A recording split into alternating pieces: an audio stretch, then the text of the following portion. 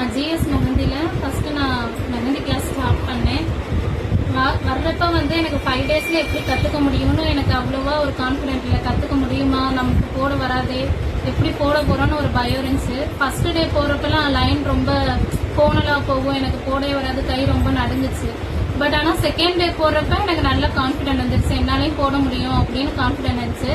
4th டே நான் ஒரு full hand mehndi போடுற அளவுக்கு என்னால நல்லா ஒரு பிக்கப் பண்ண முடிஞ்சுச்சு. இந்த டிசைன் இருந்தாலும் ஓகே போட்டுடலாம், இப்ப ஒரு கான்பிடென்ட் இருக்கு எனக்கு. அந்த அளவுக்கு மேம் கொண்டு வந்துட்டாங்க. மேம் நல்லா பொறுமையா சொல்லி கொடுத்தாங்க. எந்த இடத்துல நம்ம கரெக்ஷன் பண்றோமோ, எந்த இடத்துல தப்பு பண்றோமோ அதுல கரெக்ட் பண்ணாங்க. இந்த இடத்துல இதை கரெக்ட் பண்ணா அது கரெக்டா வரும் அப்படின்னு சொன்னாங்க.